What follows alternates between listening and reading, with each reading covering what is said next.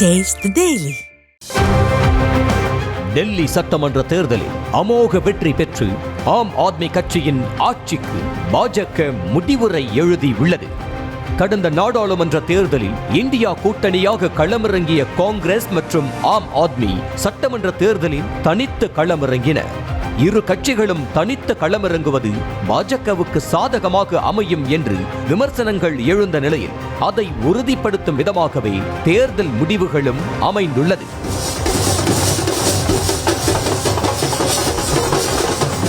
பாஜக வெற்றி பெற்ற 14 தொகுதிகளில் காங்கிரஸ் கட்சி வாங்கிய வாக்குகளை விட குறைவான வாக்கு வித்தியாசத்திலேயே ஆம் ஆத்மி தோல்வியை தழுவியுள்ளது.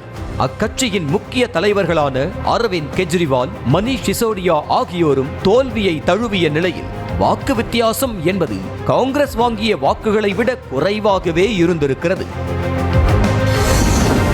புதுடெல்லி தொகுதியில் ஆம் ஆத்மி கட்சியின் தலைவர் அரவிந்த் கெஜ்ரிவாலை தோற்கடித்து பாஜகவை சேர்ந்த பர்வேஷ் வர்மா வெற்றி பெற்றுள்ளார். பர்வேஷ் வர்மா 30,088 வாக்குகளும், அரவிந்த் கெஜ்ரிவால் 25,999 வாக்குகளும் பெற்றனர். வாக்கு வித்தியாசம் 4,089 வாக்குகள் மட்டுமே இருந்த நிலையில் இந்த தொகுதியில் காங்கிரஸ் வேட்பாளர் சந்தீப் திக்ஷேக் 4,568 வாக்குகள் பெற்று அரவிந்த் கெஜ்ரிவாலின் தோல்வியை உறுதி செய்தார். ஆம் ஆத்மியின் மற்றொரு முக்கிய தலைவரான ஜங்புரி தொகுதியில் போட்டியிட்ட மணீஷ் சிசோடியா வெறும் 675 வாக்குகள் வித்தியாசத்தில் மட்டுமே தோல்வியை தழுவினார். இந்த தொகுதியில் காங்கிரஸ் சுமார் 7,350 வாக்குகளை பெற்றது.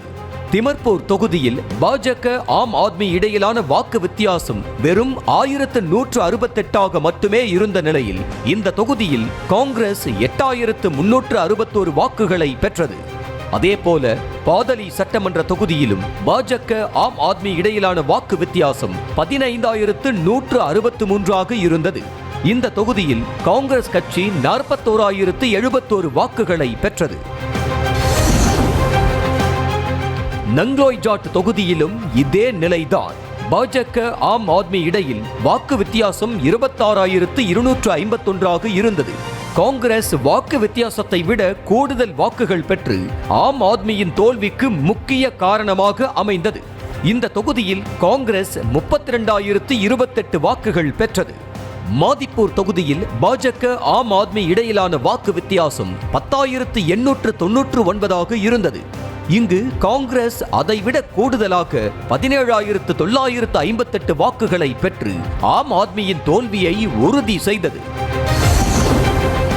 ரஜிந்தர் நகர் தொகுதியில் காங்கிரஸ் 4,015 வாக்குகள் பெற்ற நிலையில் அங்கு பாஜக ஆம் ஆத்மி இடையிலான வாக்கு வித்தியாசம் வெறும் 1,231 வாக்குகளாக மட்டுமே இருந்தது. கஸ்தூர்பா நகர் தொகுதியில் ஆம் ஆத்மி கட்சி 3ஆம் இடத்துக்கு தள்ளப்பட்டது. இங்கு பாஜக காங்கிரஸ் இடையில் வாக்கு வித்தியாசம் 11,048 மட்டுமே இருந்தது. ஆம் ஆத்மி கட்சி 18,617 வாக்குகள் பெற்றது.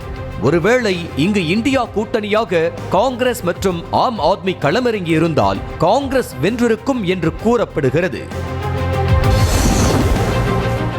மால்வியா நகர் தொகுதியிலும் பாஜக ஆம் ஆத்மி இடையில் வாக்கு வித்தியாசம் வெறும் 2,131 வாக்குகளாக இருந்தது. இந்த தொகுதியில் காங்கிரஸ் 6,770 வாக்குகளை பெற்றது. மக்ரௌலி சட்டமன்ற தொகுதியில் காங்கிரஸ் 9,731 வாக்குகளை பெற்றது. இந்த தொகுதியில் பாஜக ஆம் ஆத்மி இடையில் வாக்கு வித்தியாசம் வெறும் 1,782 மட்டுமே இருந்தது. சந்தர்பூர் தொகுதியில் காங்கிரஸ் கட்சி 6,601 வாக்குகள் பெற்ற நிலையில் ஆம் ஆத்மி பாஜக இடையிலான வாக்கு வித்தியாசம் காங்கிரஸ் கட்சி வாங்கிய வாக்குகளை விட குறைவாக, அதாவது 6,239 வாக்குகள் மட்டுமே இருந்தது. சங்கம் விஹார் தொகுதியில் ஆம் ஆத்மி வெறும் 344 வாக்கு வித்தியாசத்தில் பாஜகவிடம் தோல்வியடைந்தது. இந்த தொகுதியில் காங்கிரஸ் 15,863 வாக்குகளை பெற்று ஆம் ஆத்மியின் தோல்வியை உறுதி செய்தது. கிரேட்டர் கைலாஷ் தொகுதியில் பாஜக ஆம் ஆத்மி இடையிலான வாக்கு வித்தியாசம் 3,188 இருந்தது. இந்த தொகுதியில் காங்கிரஸ் இருவருக்கும் இடையிலான வாக்கு வித்தியாசத்தை விட அதிகமான வாக்குகளை பெற்றது. காங்கிரஸ் இந்த தொகுதியில் 6,711 வாக்குகளை பெற்றது. திரிலோக்புரி தொகுதியிலும் வெறும் 392 வாக்குகள் வித்தியாசத்தில் பாஜகவிடம் ஆம் ஆத்மி விழுந்தது. இந்த தொகுதியில் காங்கிரஸ் 6147 வாக்குகளை பெற்று 3ஆம் இடம் பிடித்தது. இந்த 14 தொகுதிகளிலும் இந்தியா கூட்டணியாக ஆம் ஆத்மி மற்றும் காங்கிரஸ் களமிறங்கி இருந்தால் வெற்றி பெற வாய்ப்பிருந்திருக்கும் என்று கூறப்படுகிறது.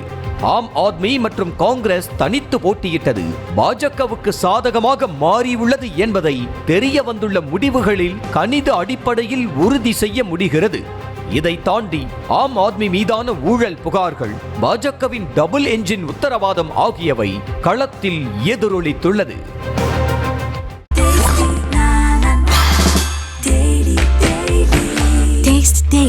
Taste the Daily.